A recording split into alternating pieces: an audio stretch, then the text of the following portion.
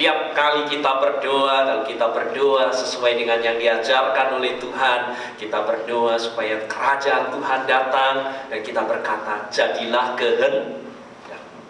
Jadilah kehendakmu, bukan kehendakku. Mudah tidak, saudara? Mudah bukan untuk diucapkan setiap kali sudah berdoa, mungkin saudara sudah hafal di luar kepala, jadilah kehendakmu. Tapi kalau kita mau melihat bagaimana pada waktu Tuhan Yesus berdoa dengan berkata, bukan kehendakku, tetapi kehendak. Mudah tidak Yesus berdoa? Dia berpeluh dan peluhnya seperti tetesan darah. Tidak mudah kita berkata, bukan kehendakku Tuhan, tapi kehendakmu.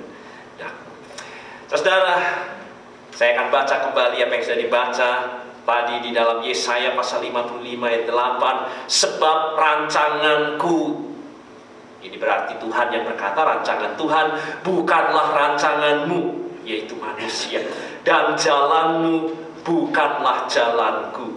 Demikianlah firman Tuhan. Ayat ini, saudara,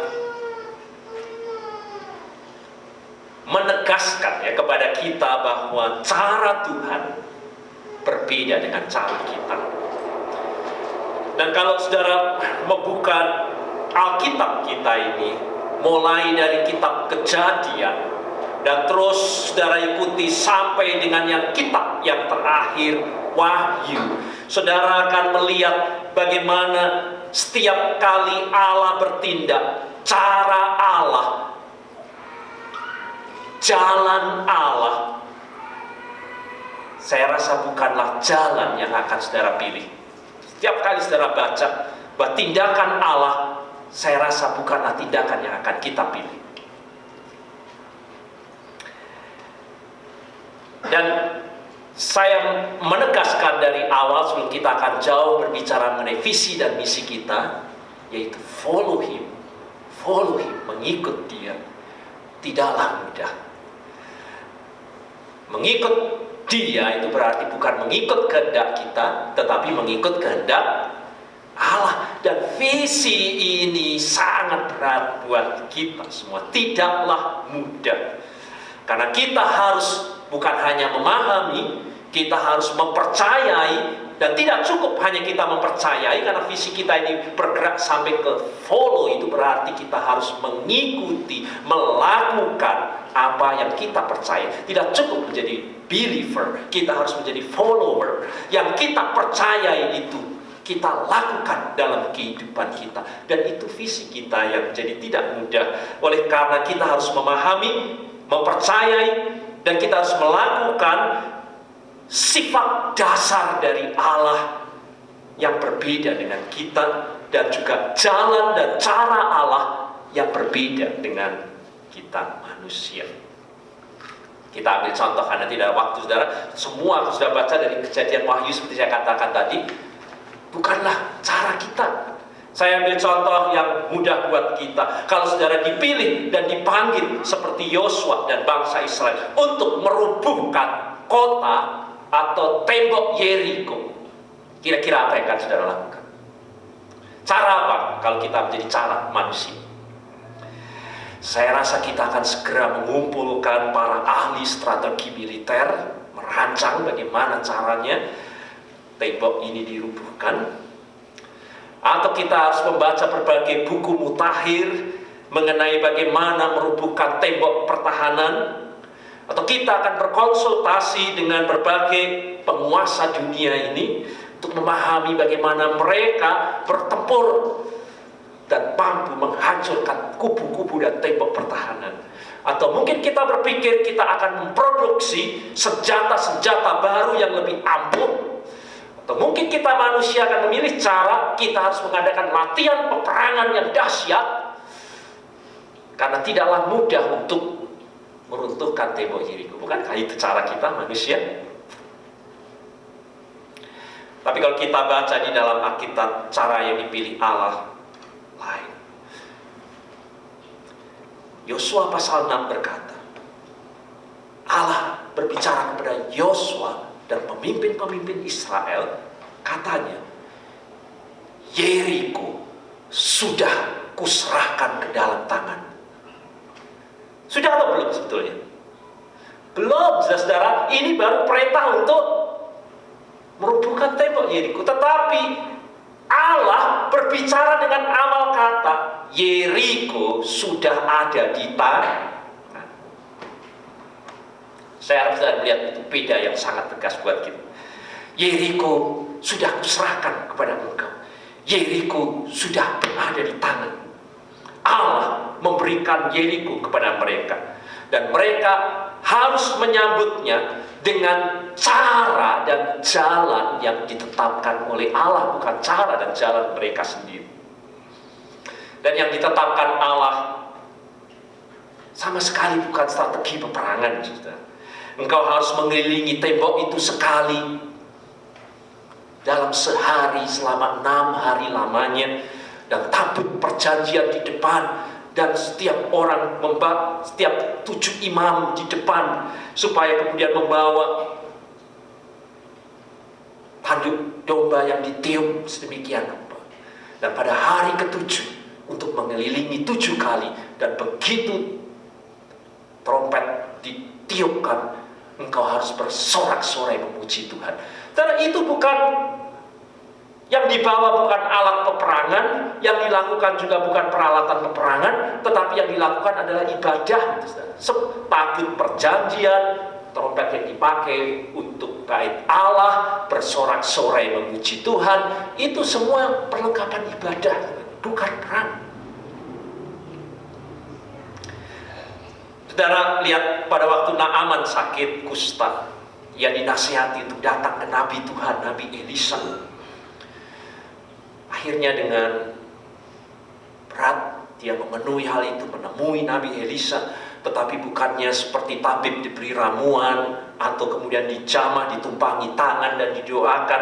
Tetapi atas perintah dari Allah, Nabi Elisa berkata, engkau harus pergi ke sungai Yordan dan masukkan dan benamkan tubuhmu 7 kali.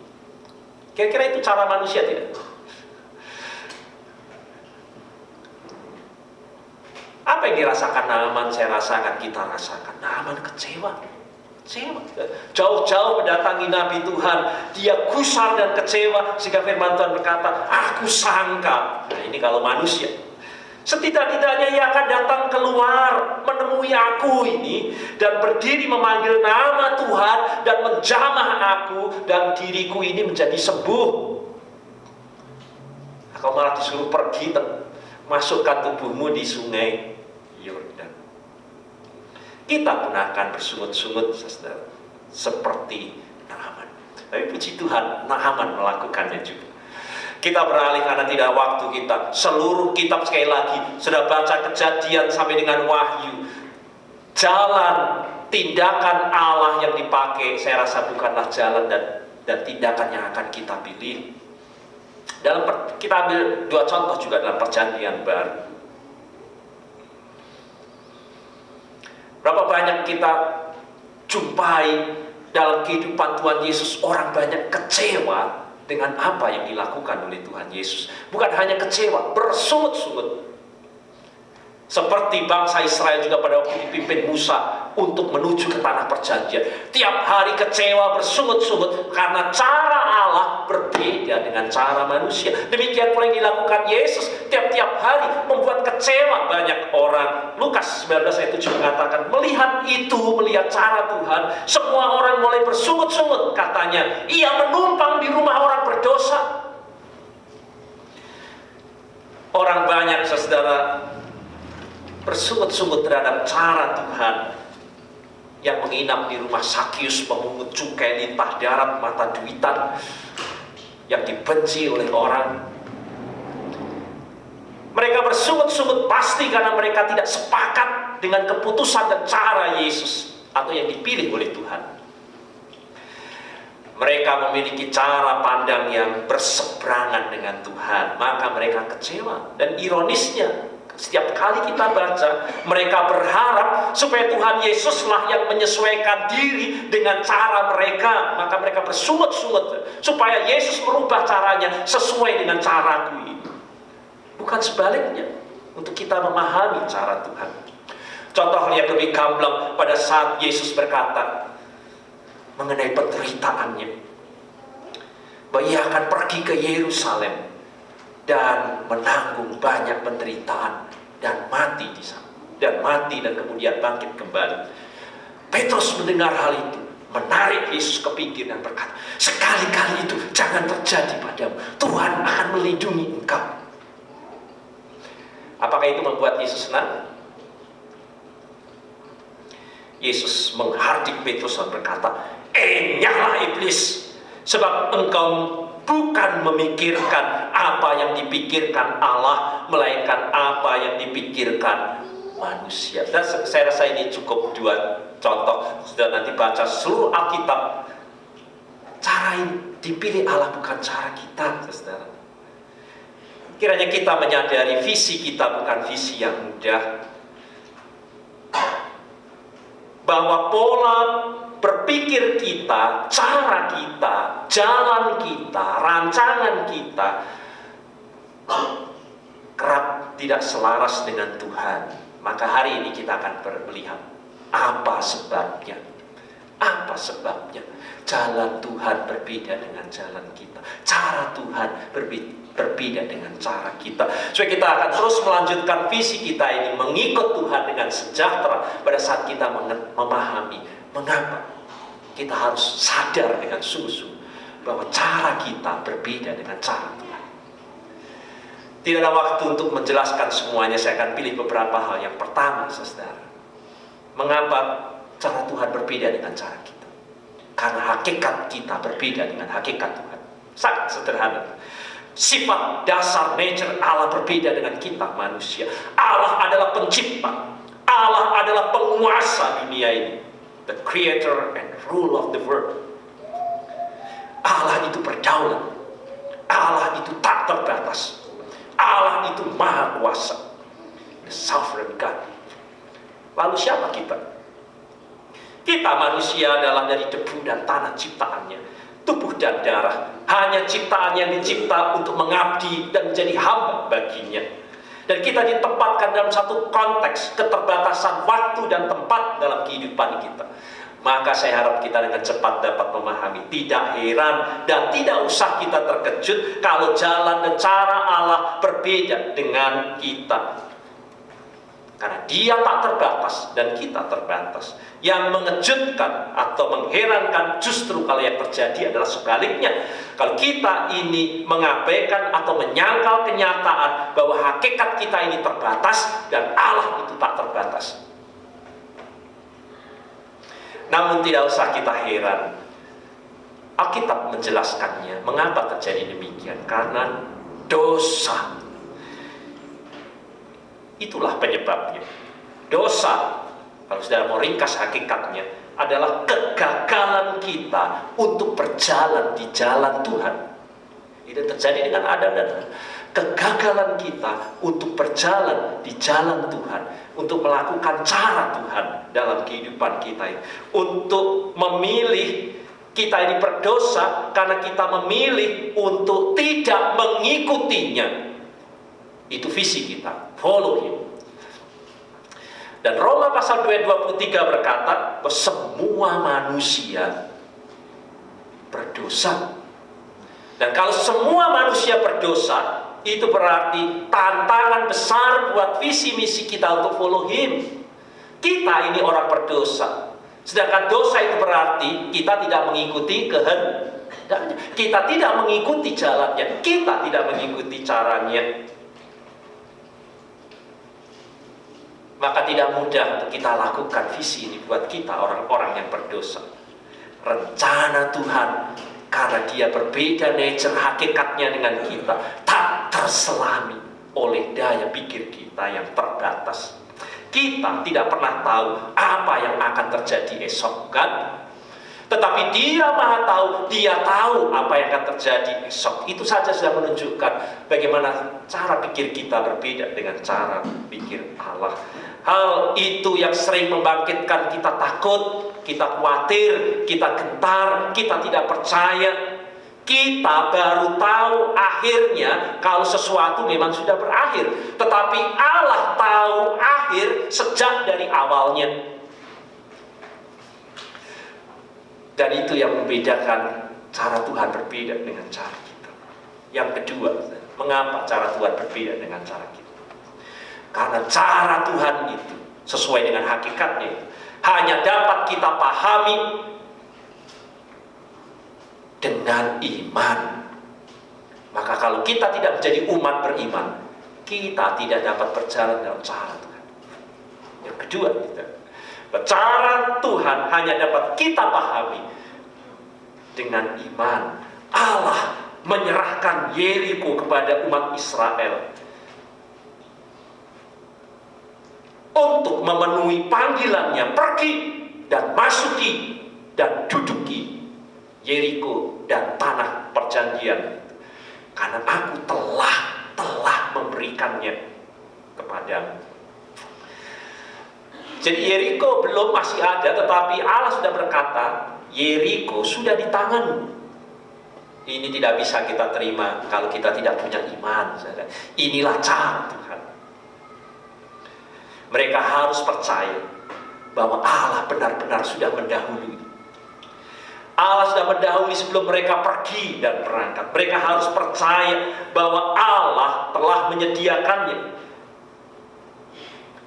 Dan kita harus melakukannya dengan tangan yang terbuka untuk menerima segala sesuatu yang tidak kita lihat. Tapi kita percaya bahwa Allah Maha Kuasa telah melihatnya. Itu yang dikatakan Ibrani pasal yang ke-11. Segala sesuatu yang tidak kelihatan. Tembok Yeriko masih kokoh, saudara. Mereka juga belum bergerak, tetapi Allah sudah berkata, Yeriko, kutaruh ke tanganmu. Beriman kepada Allah. Itulah jalan dan cara Allah. Allah tidak bekerja terpisah atau terlepas dari iman. Maka demikian seharusnya manusia mengikuti perintah Tuhan dan cara Tuhan harus dengan iman. Dan tanpa itu kita tidak dapat memahami cara Tuhan, mempercayai firman-Nya sebagai bukti dari segala sesuatu yang tidak kelihatan. Meskipun caranya kerap tidak kita pahami, seperti yang diperintahkan kepada Naaman, namun dia layak untuk dipercayai. Itulah orang beriman. Cara Tuhan menuntut iman dalam hidup kita. Yang ketiga, mengapa cara Allah berbeda dengan cara kita? Karena di dalam cara Allah selalu ada campur tangan Allah yang Maha Kuasa. Selalu ada tindakan Allah. Selalu ada Allah yang bekerja di dalamnya. Sedangkan cara manusia hanya melihat kepada kemampuan dirinya sendiri, mengukur segala sesuatu dengan kuat dan gagah. Tetapi cara Tuhan selalu ada keterlibatan Tuhan di dalamnya. Bukan hanya kuat dan gagahmu, tetapi Allah ada di dalamnya. Maka kadang-kadang kita sukar untuk memahami. Apa saya mampu? Apa bisa? Ada keterlibatan Allah. Itulah cara Allah.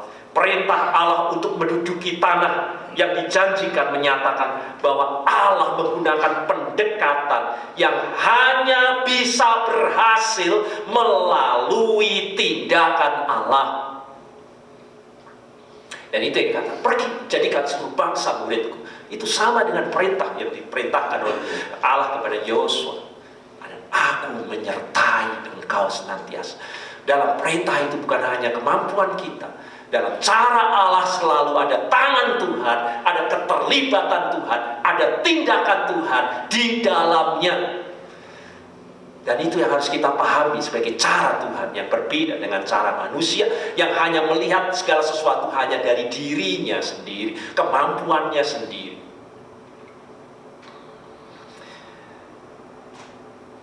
Mengandalkan tindakan dan pekerjaannya, baru kita bisa masuk dengan cara Tuhan. Yang keempat, mengapa cara Allah berbeda dengan cara kita?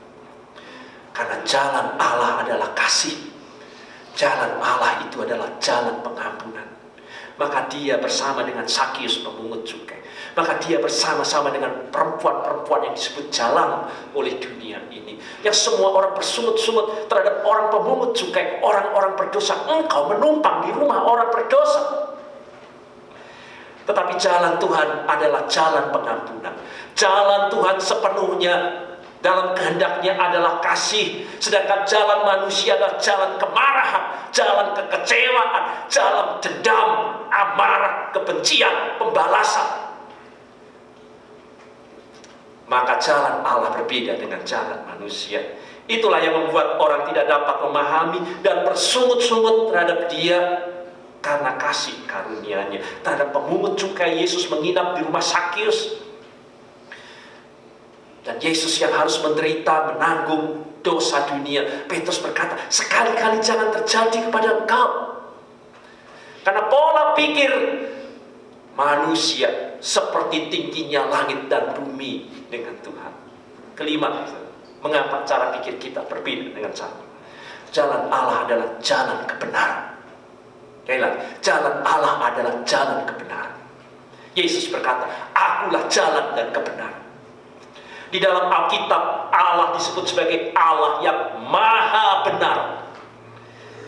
Allah Amin. Sebab Allah sifat dasarnya adalah benar. Dan apapun yang Ia firmankan, yang Ia janjikan, yang Ia lakukan, caranya adalah benar. Maka jika Ia adalah kebenaran, maka kita dapat percaya kepadanya. Kita dapat bergantung kepadanya. Kita dapat mengandalkannya. Kebenaran adalah jalan Allah yang akan memimpin kita kepada kehidupan. Maka Mazmur 119, 114 berkata, kebenaran dalam perkataanku adalah kekal. Maka pemazmur berkata, buatlah aku mengerti itu, kebenaran itu, dan aku akan hidup. Sedangkan Alkitab berkata, manusia, mengapa bedanya Allah dengan manusia? Berjalan dengan kebenarannya sendiri. Saudara baca itu di dalam Alkitab.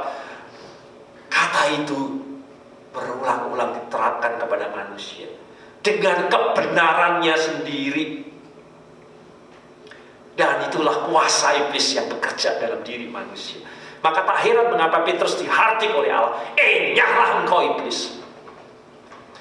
Karena Petrus berpikir dengan kebenarannya sendiri. Dan itu karya iblis dalam kehidupan manusia. Maka sudah pahami mengapa Petrus dihardik, enyahlah iblis. Sebab engkau bukan memikirkan apa yang dipikirkan Allah, melainkan apa yang dipikirkan manusia. Dan akan jelas kalau sudah membaca Yohanes pasal 8 ayat 44. Ayat ini berkata, iblislah yang menjadi bapamu. Itu kalau orang hidup dengan kebenarannya sendiri. Iblislah yang menjadi bapamu. Dan kamu melakukan keinginan-keinginan bapamu itu, iblis. Ia adalah pembunuh manusia sejak semula.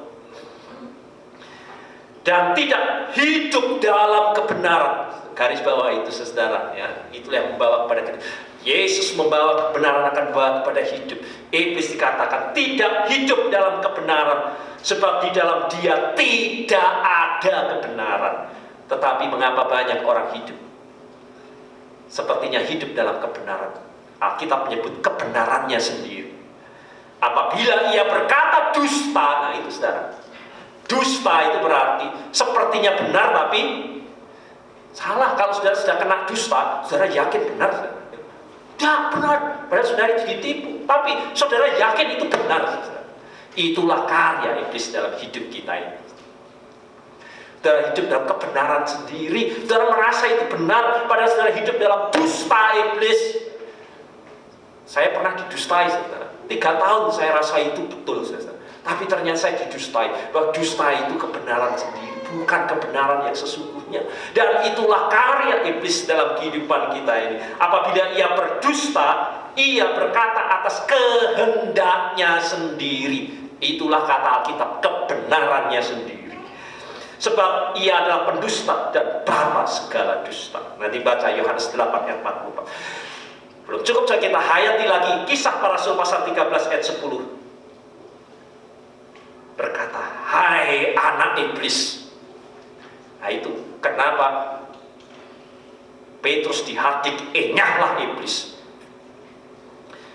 Saya harap tidak ada kita yang jadi anak iblis. Hai anak iblis, engkau penuh dengan rupa-rupa tipu muslihat. Hati-hati saudara, hidup sepertinya ini kebenaran. Dan saudara hidup dalam kebenaran, bukan kebenaran sejati, hanya Allah pemilik kebenaran. Engkau musuh segala kebenaran, tetapi engkau akan berhenti membelokkan jalan Tuhan yang lurus itu. Jadi jalan Tuhan itu juga dibelokkan sejak dari awalnya dengan munculnya nabi-nabi palsu, mereka yang menafsirkan Alkitab tetapi bukan memikirkan pikiran Allah, tetapi memasukkan pikiran dunia ke dalam Alkitab dan mengeluarkannya sepertinya yang dikatakan Alkitab, tapi itu pikirannya sendiri, yaitu tipu daya muslihat iblis. Dalam dunia teologi disebut dengan dua kata yang sangat penting, eksegese, eisegese. Serupa. Eksegese itu berarti saudara harus sadar, tidak boleh memasukkan pikiran saudara ke dalam Alkitab dan mengeluarkannya sepertinya Alkitab. Karena seperti tingginya langit dan bumi, pikiran kita dengan pikiran Allah. Jadi kita mencoba menahan dan mengeluarkan ini, bukan pikiran kita, tapi kebenaran Allah. Tetapi eisegese, saudara-saudara, sebaliknya. Saudara sudah punya pikiran, dan pikiran saudara sudah masukkan ke dalam Alkitab, saudara membaca teks, bukannya teks itu sudah keluarkan, tapi pikiran sudah masukkan dan keluarkan. Kalau saudara menganut homoseksual, saudara baca Alkitab dan saudara keluar, teks itu seperti bicara homoseksual. Karena kacamata kita ini homoseksual, saudara. Kalau kita ini sudah tidak percaya kepada Yesus dan pikiran kita ini sudah jelek, dan Yesus itu bercinta, punya anak dan seterusnya, dan saudara baca Alkitab, perkataan-perkataan cinta kasih agape yang kudus dirubah menjadi eros, jadi cinta kasih seks liar antara satu dengan yang lainnya, yang tidak ada dalam teks. Tetapi orang memasukkan pikirannya karena dengan kacamata dunia dan tipu muslihat dunia ini, dan membaca Alkitab bukan yang dikeluarkan oleh Allah, tetapi kita memasukkan cara pikir kita di dalam Alkitab, kebenaran kita sendiri. Dan itulah yang membuat kita tidak mudah. Cara Tuhan berbeda dengan cara kita. Masih ada banyak hal mengapa cara kita berbeda dengan cara Tuhan. Saya mulai dari 5 hal ini, saudara, untuk kita masuki visi kita, untuk kita sadari. Apakah, mari kita bertanya sekarang, apakah saya ini sering merasa terganggu dengan apa yang Allah katakan, dengan cara Allah, dengan Allah yang pikirkan, dengan keputusan-keputusan Allah dalam kehidupan ini? Bergumul dengan itu. Apakah kita sering merasa tidak mengerti jalan pikiran dan tindakan Allah? Kita anggap itu jalan bodoh. Lalu kita bersungut-sungut. Kalau keyakinan kita ini banyak berseberangan dengan Allah, konflik dengannya, inilah saat buat kita ini, visi ini mau mengajak kita mulai dari awal, untuk kita melihat dan mengkaji ulang keyakinan-keyakinan kita. Lalu bandingkan dengan jujur isi hati Allah. Ketika ada yang tidak sejalan, saudara, tidak selaras dengan Tuhan, mari kita berdoa. Bukan kehendakku Tuhan, kehendak kita yang perlu menyesuaikan diri dengan caranya, dengan jalannya, dengan kebenarannya. Bukan bersungut-sungut sebaliknya, lalu marah kepada Tuhan supaya mengikuti jalan kita. Bukan yang sebaliknya. Sewaktu kita mulai mempercayai dan kita mengikuti cara Allah, kita akan belajar visi kita. Kita akan semakin mengenal cara berpikir Allah, cara kerja Allah dalam kehidupan kita. Dan kita mulai berani untuk mengesampingkan pola pikir kita sendiri, kebenaran kita sendiri. Dan kita memperbaharui pikiran. Dan yang selanjutnya akan bawa dampak pembaharuan yang akan memulihkan hidup kita menjadi follower, pengikut Tuhan. Amin.